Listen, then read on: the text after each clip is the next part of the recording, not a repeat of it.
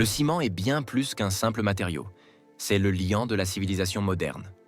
On le retrouve partout, dans les routes, les ponts, les gratte-ciels, les tunnels, les barrages et même dans les habitations les plus modestes. Il sert à unir les briques, les pierres et les blocs, formant la base du mortier et du béton, ce dernier étant, après l'eau, la substance la plus utilisée sur Terre.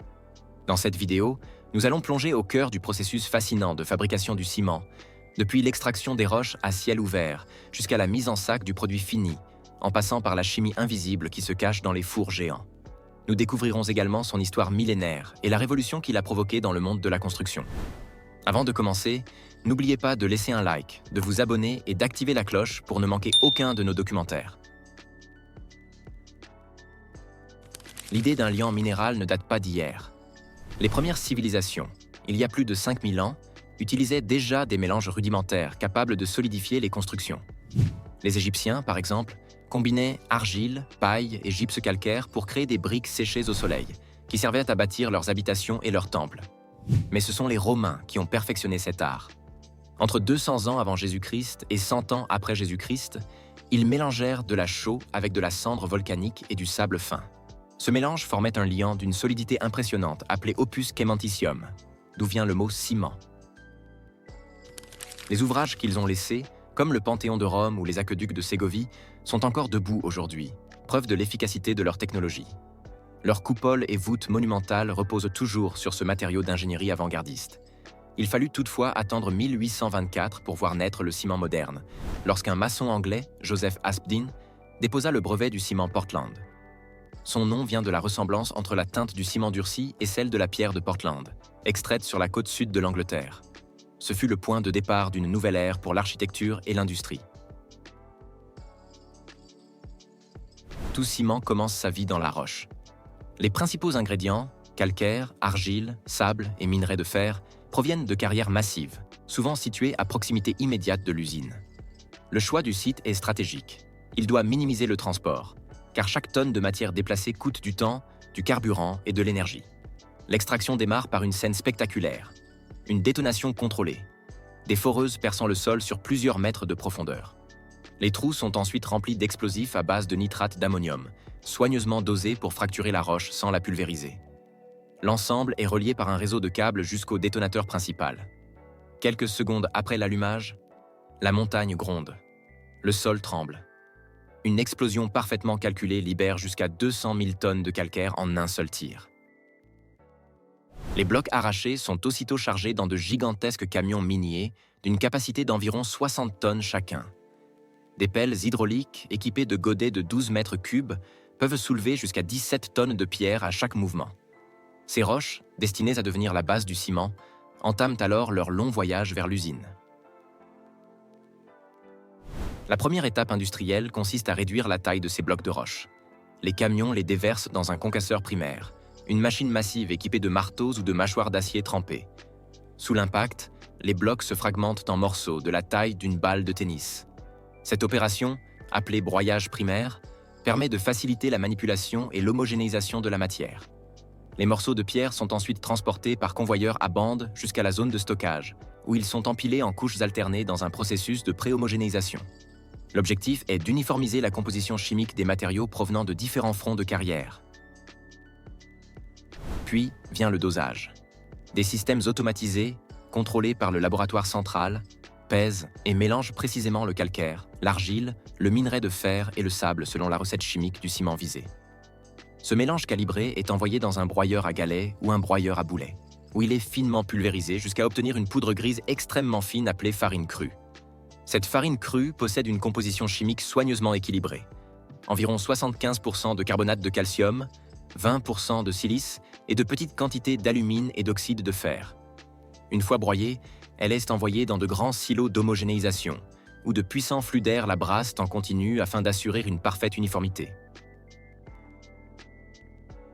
C'est maintenant que la magie de la chimie opère. La farine crue entre dans la tour de préchauffage, une structure imposante de plusieurs dizaines de mètres de haut, équipée de cyclones successifs. À mesure qu'elle descend de cyclone en cyclone, elle est balayée par un courant d'air chaud remontant du four rotatif. En quelques secondes, sa température passe de la température ambiante à 850 degrés Celsius. À ce stade, La farine subit la calcination. Le carbonate de calcium se décompose, libérant du dioxyde de carbone et se transformant en oxyde de calcium, autrement dit de la chaux vive. Ce phénomène chimique marque le début de la transformation du minéral. La matière ainsi préparée est ensuite introduite dans le four rotatif, une immense chambre cylindrique inclinée, longue de plus de 60 mètres, qui tourne lentement sur elle-même. À l'intérieur, la température atteint 1450 degrés Celsius, assez pour fondre partiellement la roche. C'est là, dans ce cylindre incandescent, que se forme le clinker, une matière grumeleuse composée de nodules durs, denses et sphériques de couleur grise. Le clinker était le cœur du ciment. C'est lui qui, une fois broyé et mélangé à du gypse, donne au matériau sa capacité à durcir au contact de l'eau. Pour garantir sa qualité, le four fonctionne sans interruption, 24 heures sur 24, toute l'année, car un seul arrêt provoquerait le refroidissement du four et la solidification de la matière à l'intérieur. Lorsque le clinker quitte le four, il est encore à 1000 degrés Celsius. Il passe alors dans un refroidisseur à grille, où un souffle d'air puissant abaisse sa température à environ 100 degrés Celsius. La rapidité de ce refroidissement est cruciale. Trop lent, et les cristaux se forment mal, réduisant la résistance mécanique du ciment futur. Une fois refroidi, le clinker est acheminé vers des broyeurs à boulets, où il est à nouveau réduit en poudre. Mais cette fois, on y ajoute de petites quantités de gypse, environ 5%, pour contrôler le temps de prise du ciment. Sans ce régulateur, le ciment durcirait presque instantanément dès qu'il entrerait en contact avec l'eau. Selon les types de ciment souhaités, on peut également y incorporer d'autres ajouts. Du laitier de haut fourneau, de la pouzzolane naturelle, ou des cendres volantes issues de centrales thermiques. Le broyeur, un cylindre d'acier garni de milliers de billes métalliques, tourne sur son axe. À chaque rotation, les billes retombent en cascade sur la matière, la broyant par choc et abrasion. Peu à peu, le clinker et les additifs deviennent une poudre homogène et extrêmement fine. Le ciment tel que nous le connaissons. Tout au long du processus, des prélèvements sont réalisés pour analyse. Dans les laboratoires, des spectromètres vérifient la composition chimique, tandis que des essais mécaniques mesurent la résistance à la compression. La finesse de mouture, la proportion de particules fines et le temps de durcissement sont également rigoureusement contrôlés. Une fois validé, le ciment est stocké dans de vastes silos métalliques, avant d'être dirigé vers la ligne d'ensachage. Des ensacheuses automatiques à grande vitesse remplissent des sacs en papier Kraft multicouche, résistant à la déchirure et à l'humidité. Chaque sac contient 50 kg de ciment, pesé avec une précision millimétrique par des balances électroniques. Les sacs sont ensuite empilés sur des palettes et filmés pour le transport. Le ciment peut aussi être livré en vrac dans des camions-citernes, destinés aux centrales à béton et aux grands chantiers. Aujourd'hui, le ciment est au cœur du monde moderne. Chaque année, l'humanité en produit plus de 4 milliards de tonnes, soit plus d'une demi-tonne par habitant sur Terre.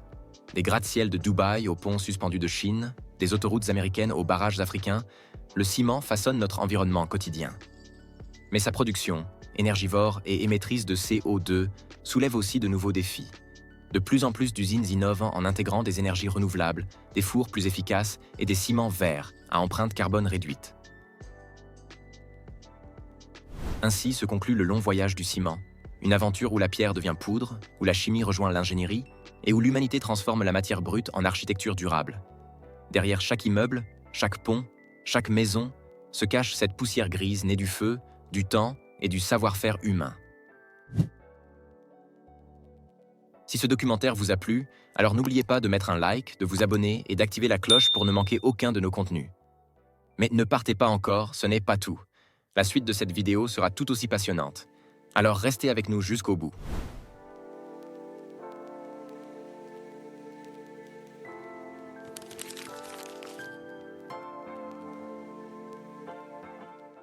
La plus grande source mondiale d'acier recyclé ne vient pas des mines. Devinez d'où elle provient? De l'industrie du recyclage automobile, souvent appelée la deuxième vie des voitures, qui alimente chaque année le marché mondial avec un flux colossal d'acier.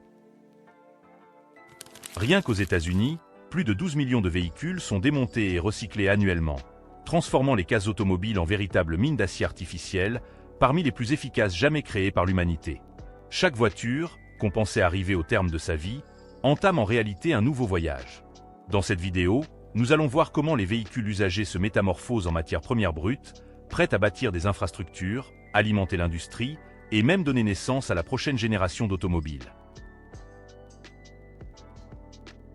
Vous achetez une voiture 48 000 $. Après 10 ans de route, quelle valeur conserve-t-elle lorsqu'elle entre dans le processus de recyclage? Derrière cette interrogation se cache une industrie de 60 milliards de dollars par an, où des millions de véhicules sont démontés, broyés et renaissent sous forme de nouvelles matières premières.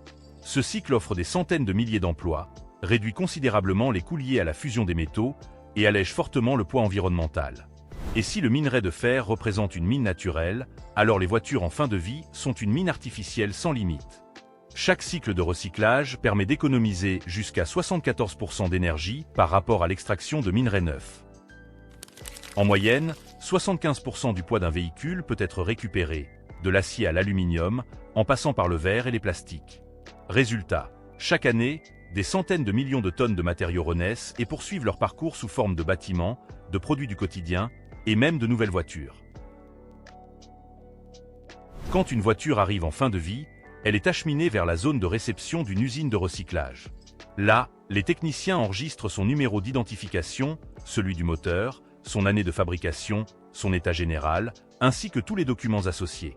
Ils la photographient, lui attribuent un code de suivi et intègrent l'ensemble des données dans un système de gestion numérique. Cette étape ne garantit pas seulement une traçabilité totale du processus, elle permet également d'évaluer la valeur résiduelle de chaque véhicule. L'inspection se concentre sur les composants réutilisables, moteurs, boîtes de vitesse, électronique, pièces d'intérieur. Ces éléments exploitables sont isolés et alimentent le marché des pièces détachées d'occasion, pesant plusieurs milliards de dollars.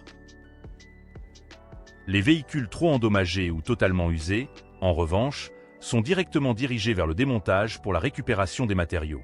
Une fois cette étape terminée, les voitures sont organisées en lots dans la cour, alignées et prêtes à entrer dans la ligne de traitement de manière claire et systématique. Peu de gens le savent, mais aux États-Unis, plus de 95% des véhicules hors d'usage passent par ce système, faisant de l'automobile le produit de consommation le plus recyclé au monde. Grâce à ce degré d'organisation, chaque voiture maximise sa valeur récupérable et contribue à l'économie. Une fois l'inspection terminée, le véhicule entre dans la zone de traitement. La première opération consiste à retirer la batterie, principal danger électrique encore présent. Dans les voitures thermiques, la batterie au plomb acide est retirée immédiatement. Ce type atteint un taux de recyclage de plus de 98%, car le plomb, le plastique et même l'acide sulfurique peuvent être réutilisés pour fabriquer de nouvelles batteries. Pour les hybrides et électriques, les packs de batteries lithium-ion, beaucoup plus volumineux, nécessitent une procédure encore plus stricte. Ils sont détachés avec soin, emballés en toute sécurité et expédiés vers des centres spécialisés. Ce n'est qu'après le retrait complet du système électrique que le véhicule peut poursuivre son démantèlement. Après cette étape, la voiture est placée sur une plateforme pour l'extraction des fluides, essence, huile moteur, liquide de transmission, liquide de frein, liquide de refroidissement et même le gaz réfrigérant de la climatisation. Des pinces hydrauliques fixent le châssis, tandis qu'une sonde en acier perce le réservoir et aspire les liquides via une pompe à vide haute pression. En moyenne, un véhicule hors d'usage contient encore plusieurs gallons de carburant et de fluide, assez pour provoquer incendie, explosion ou pollution s'ils ne sont pas correctement manipulés. En quelques minutes, tout est drainé et dirigé vers des réservoirs souterrains. Particularité notable, rien n'est gaspillé. Après filtration, la majorité des fluides récupérés est réutilisée pour alimenter les chariots élévateurs, générateurs et autres machines de l'usine. Le reste est stocké pour des besoins internes, réduisant ainsi de manière significative les coûts énergétiques. Tout au long de ce processus, capteurs de pression, clapets anti-retour et bouchons d'étanchéité garantissent un système totalement fermé, empêchant l'échappement des vapeurs et assurant la sécurité de la chaîne. Une fois les fluides extraits, le démontage des principaux composants débute. Les roues sont généralement retirées en premier, car elles occupent beaucoup d'espace et sont faciles à traiter. Les pneus usés comptent parmi les déchets les plus difficiles à décomposer, nécessitant des décennies en décharge. Au lieu de cela, la plupart sont broyés en granulés de caoutchouc pour les routes asphaltées ou les aires de jeu, tandis que d'autres servent de combustible alternatif dans des fours industriels. Les jantes en acier ou en aluminium, elles, sont directement envoyées en fonderie pour recyclage. Viennent ensuite les pare-brises et vitres, découpés grâce à des outils spécialisés. Ces verres feuilletés, renforcés par une couche de PVB, empêchent l'éclatement. Le recyclage permet de récupérer le verre, mais aussi le PVB, réutilisés dans des matériaux insonorisants et des revêtements industriels. Puis, ce sont les portières qui sont démontées, un élément en apparence simple mais composé de multiples matériaux. Les cadres en acier ou en aluminium sont découpés pour être refondus, tandis que les moteurs électriques de vitres, systèmes de verrouillage et câblage sont séparés pour extraire cuivre, plastique et aimant. L'intérieur suit, siège, tableau de bord, moquette, tout est soigneusement démonté et trié. Les câbles sont dénudés pour récupérer le cuivre, tandis que plastique et textile sont broyés et transformés en nouveaux matériaux. Enfin, moteur et transmission, les ensembles mécaniques les plus lourds et précieux, sont retirés. Certains sont remis à neuf pour la revente, d'autres démontés afin d'extraire aluminium, acier, cuivre et même métaux précieux contenus dans les catalyseurs. Cette séquence méthodique maximise la valeur de chaque pièce et prépare l'étape suivante, l'écrasement de la carcasse. Avant d'entrer dans la presse, la voiture conserve encore divers éléments non métalliques difficiles à traiter. Échappements tordus, gros panneaux plastiques, câbles emmêlés. Ces résidus sont éliminés dans une zone de pré-traitement où d'immenses bras mécaniques munis de cisailles hydrauliques entrent en action. Avec des forces de plusieurs dizaines de tonnes, ces mâchoires d'acier arrachent les portes restantes, extraient les échappements ou réduisent les radiateurs en quelques secondes. Les plastiques, mousses et matériaux non fondables sont écartés immédiatement. Grâce à cette puissance brute, le châssis est rapidement nettoyé, bien plus vite qu'à la main. Cette étape agit comme un filtre grossier, supprimant les matériaux qui pourraient s'enflammer, contaminer le métal recyclé ou endommager la presse. En quelques minutes seulement, la structure est réduite à une coque d'acier et d'aluminium propre, prête pour la compaction. Elle est alors introduite dans une presse hydraulique massive. Sous une force d'écrasement de 150 à 200 tonnes, une structure de plus de 4 mètres est compressée en un bloc compact, son volume réduit à un dixième de l'original. Selon la technologie, ce processus s'effectue avec différentes machines. La presse-balle transforme le châssis en cubes denses et empilables, faciles à stocker et transporter. Les presses modernes peuvent traiter 25 à 40 voitures par heure, idéal pour les grands sites. Le compresseur à plat, lui, est privilégié dans les casses moyennes ou petites. Il aplatit les véhicules en plaques de quelques dizaines de centimètres d'épaisseur. Plus rapide et moins coûteux en énergie, il offre cependant une densité plus faible, rendant le broyage ultérieur plus énergivore. Quant à la cisaille presse, elle comprime et découpe le véhicule en sections prêtes pour le broyage ou même la fonderie directe. Différentes méthodes, mais un même objectif. Transformer une carcasse encombrante en métal uniforme, prêt pour une nouvelle vie. Une fois compactées, les balles d'acier dense sont introduites dans un broyeur industriel de grande capacité, véritable cœur de la ligne. À l'intérieur, des arbres d'acier massif munis de dents entrecroisées tournent en sens opposé, déchirant le bloc en quelques secondes. Le fracas métallique emplit l'air, et en un instant, une voiture occupant une place entière est réduite en fragments d'acier homogènes. La cadence est vertigineuse.